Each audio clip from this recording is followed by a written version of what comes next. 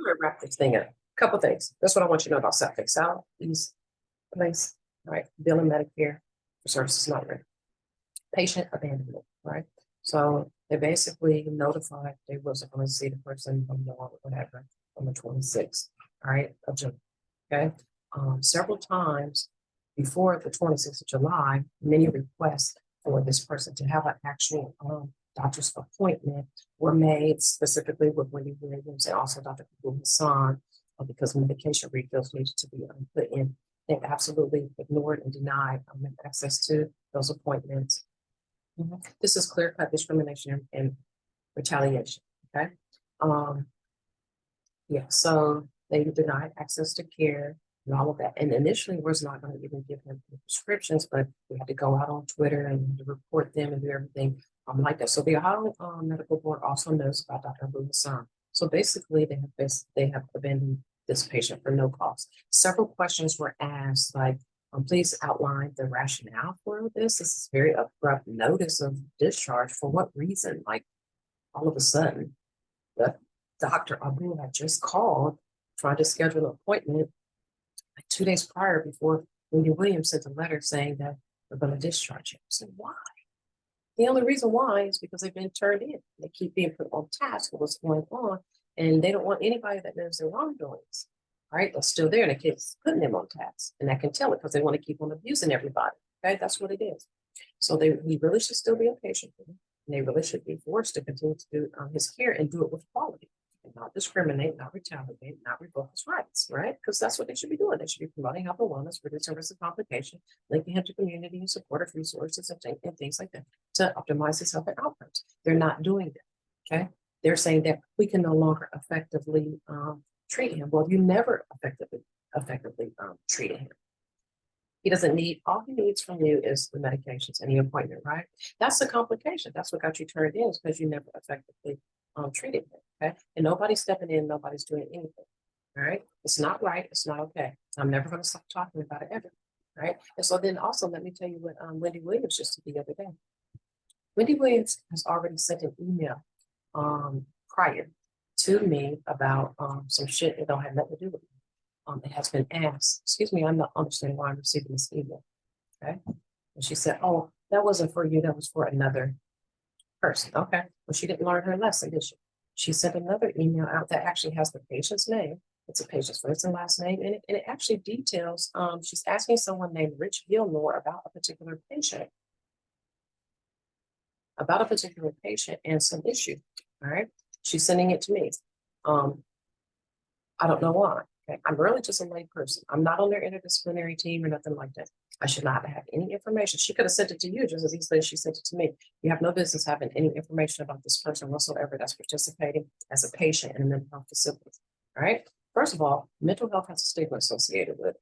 Also, people do not want anyone out here to know that they get mental health services. All right, so that's a violation already. I got a person first and last name. I have their email.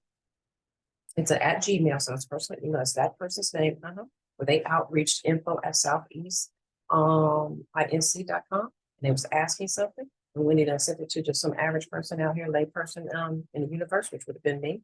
Yeah, with that person's name, information, and what they were requesting and asking and shit like that. And that particular patient said, hey, listen, they had to let Sylvia, who or whatever case manager was over there go, and all that. They sent all the details to me in my email. Why aren't you sending out encrypted emails with patient health information, anything? Okay. She sent that to Rich Gilmore. Rich Gilmore replied all. So I got what he had to say too. So I know this about the patient. I know this about the patient, right? The patient is no longer, they were termed at Genesis on XYZ date. I know the date that they were termed at Genesis. I also know that the lab, who the case manager is, and what the last case manager note stated. I also know that this particular case manager documented that the patient needed to go to the pantry, but were resistant, which is probably not the case, and or the patient's like, I don't need no free pantry. What other resources that you have? I don't need that. But they're giving out wilted, loaded, old, expired stuff and cans that have been banged up against shit. And I'm about to try to get new botulism. I don't need none of that shit. Okay, but they sent it to me. I'm just an average person. You see how dumb they are?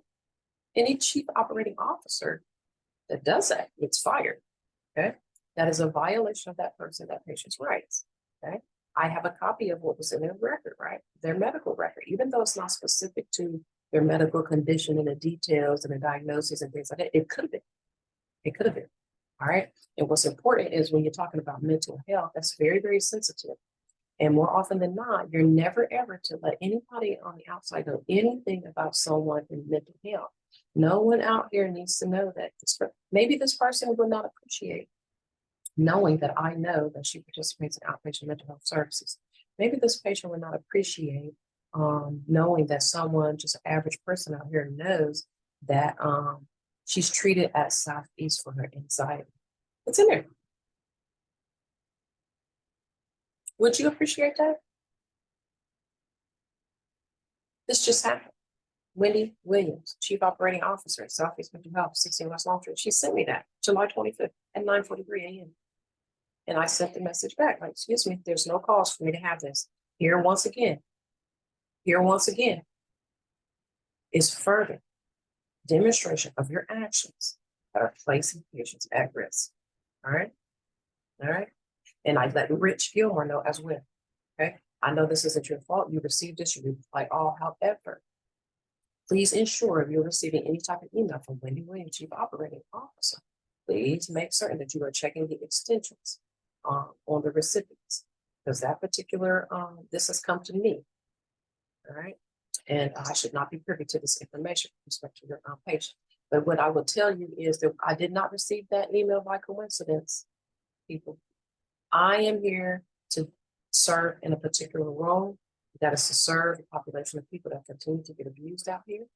It's something totally different than what you see on the surface. This is something where I'm being guided to do this. Seriously, this is my calling in life. This is my calling in life.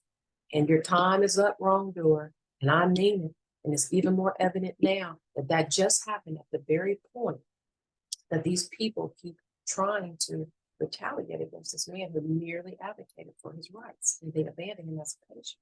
But let me tell you another thing that they just did, which is a continuation of the rights violations. They haven't notified him yet. They ain't told him shit yet. They ain't told him that he's discharged and he's not a patient there at all yet. See what I'm saying? It's his health. You're telling me I'm just a guardian. Just because you're a caregiver or a guardian doesn't mean you take on their rights. See? No chief operating officer, Wendy Williams, would ever do that. You should know that. You have to notify the patient. He ain't got no notice yet. It's not my responsibility as a caregiver or a guardian to tell him, you know, they discharge you. It's not my responsibility. It's your responsibility. You're not upholding this man's right. He's a disabled man in a mental health population vulnerability. But they don't care about your rights. So, yeah. So they got another email and said, excuse me, it is your responsibility to ensure that this particular patient has the awareness. Yeah. And usually you have to get 30 days. But see, what she did, she sent her email to me on July the 3rd, saying he wasn't going to be a patient anymore on July the 6th. Didn't give any calls, didn't give anything like that. And I asked, could you let me know any follow-up that you have on the consults that I had asked for? Consult for therapy, real therapy, not counseling services that y'all keep billing Medicare and participate in fraud with, for real therapy, like to psychology or something like that. Never has done that.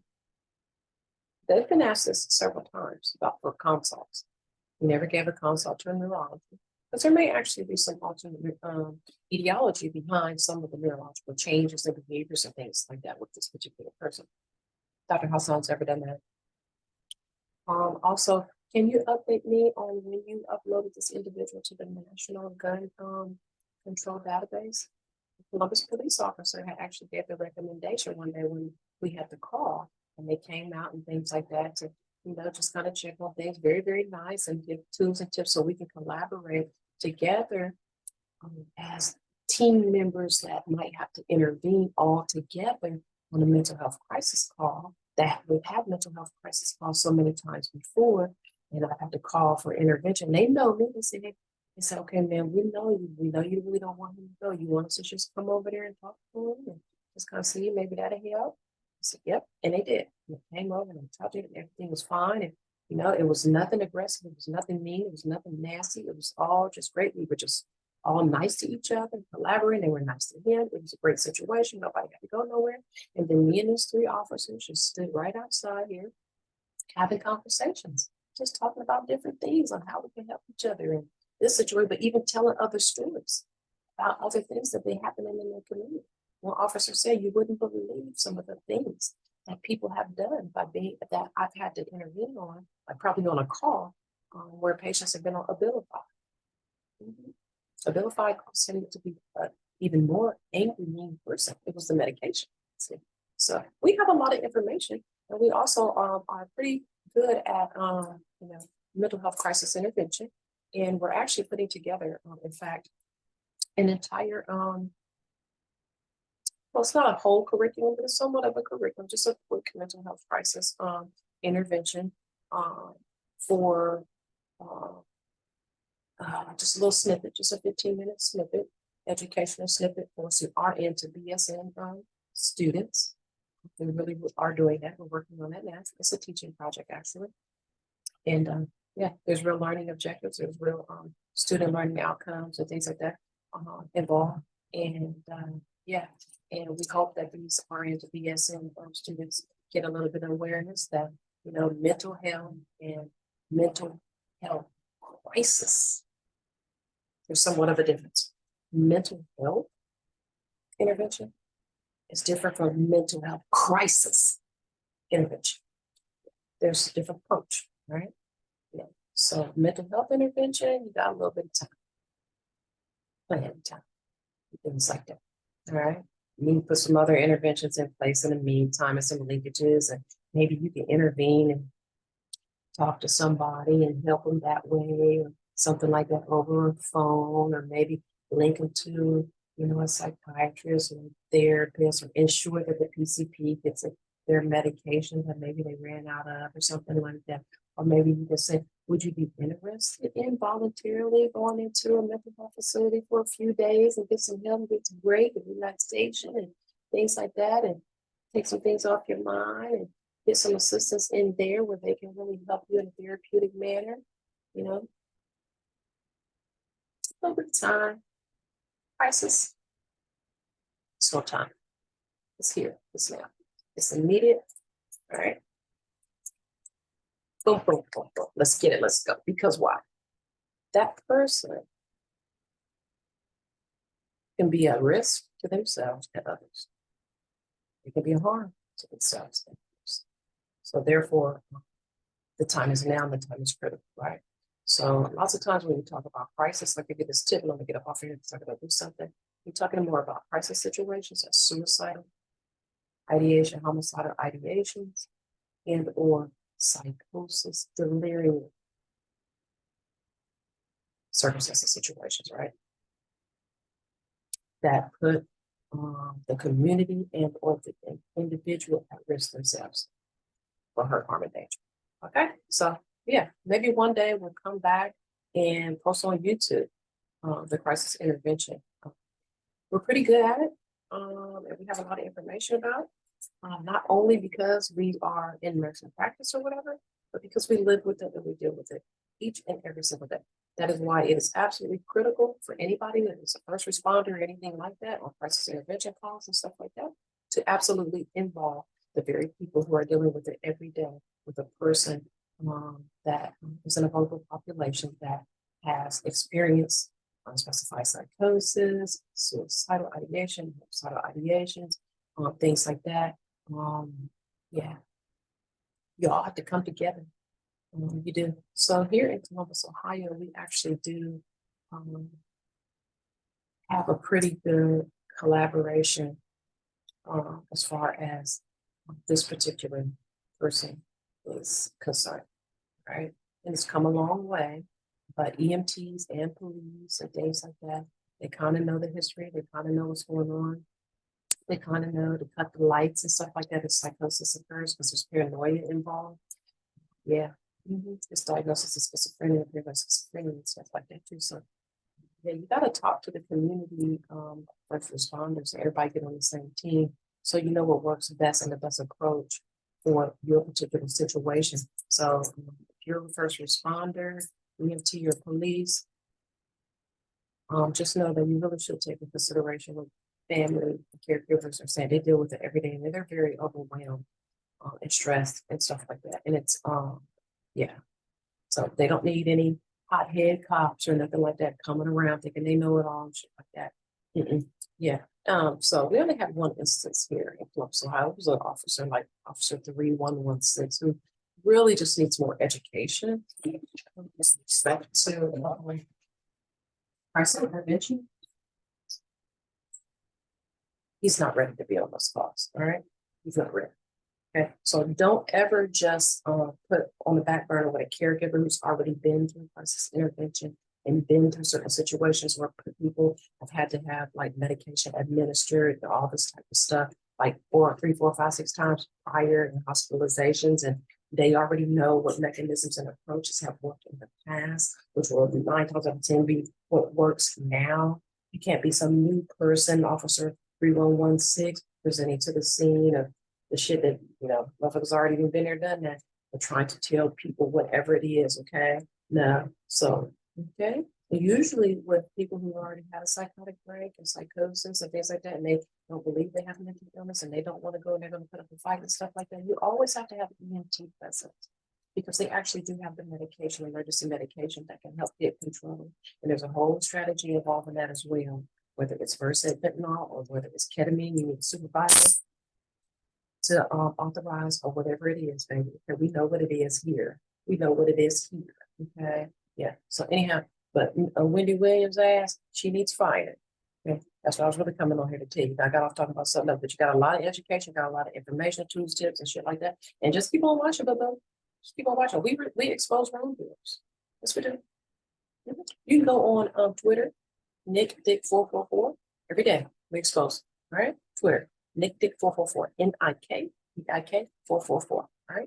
Yeah. If you got a wrongdoer, all right, you want to talk about, you need to be exposed, you need some tools, tips, and education about, we'll do free consultation. We'll do free consultation. Now, if you got a complex case and stuff like that, and we got to get into it and really be talking about what the fuck going on and everything like that. And I got to give you some tools, tips, and educate. I can't write nothing for you. And I'm an attorney. I can't be giving you case law and all that type of shit to go along with it. It's not that. I am no attorney. I can educate you. I can give you education. I can give you resources. I can give you tools, tips, and strategies and things like that, and outline for you what has worked. All right. In terms of ensuring that your rights are protected and how to advocate for yourself, and who you need to notify of this and what steps you may need to take. Okay. If I need to intervene at any point in time and make a phone call for you, do something for you, I can do that as well. This is coming from the advocacy. All right, part of it. So a bitch ass motherfucker ain't got no time. Don't be sitting up here talking about, and she practicing law, the dumbass shit like that. Motherfuckers don't. They always trying to destroy a real advocate. And shut up. And somebody come on here and tell me how am I supposed to look at this thing? I'm trying to look at this shit right here, but I'm looking all crooked. I don't give a damn. I gotta go get something anyway. Love you, boo. Oh yeah, Southeast Mental Health is a wrongdoer. They're 16 West Long Street, Columbus, Ohio 43215. Wendy Williams, Chief Operating Officer. Hopefully she's been fired already. Yeah. Yes, honey. Yeah. And maybe what's her name? Margaret Hitty. Maybe she's got fired too for putting somebody's personal information, like putting their first and last name in the subject line and detailing all of their information in the fucking email. Why they use an encrypted shit? Okay. But anyhow, yeah. Dr. Hassan writing badass prescription. And then let me tell you what else he did. This Wendy Williams going to send a message talking about Dr. Hassan called in prescription June the 24th for one refill. So this particular, they just called in another one. So this particular patient should have all his medication all the way to September. That's a bold-faced fucking lie. Now, Dr. Hassan's a little bit older. I think he might be getting into forgetfulness or some dementia, something like that, and keep an eye on him. The Ohio Medical Board has all this information about patient abandonment. No, yes. Okay. Let me get out of here. Okay. But love you, boo. Anyhow, we had to call in and say, excuse me, ma'am, you didn't call in the one extra refill. Okay. All right. Because what they was trying to do was not call in nothing. And have these medications abruptly stop. But that way you would have uncontrollable convulsions. That's what they was trying to do, make sure he didn't have to do it. So yeah, so he could be severely injured or killed and do it. I had to put him on Twitter and tell him. Go on Twitter. How they got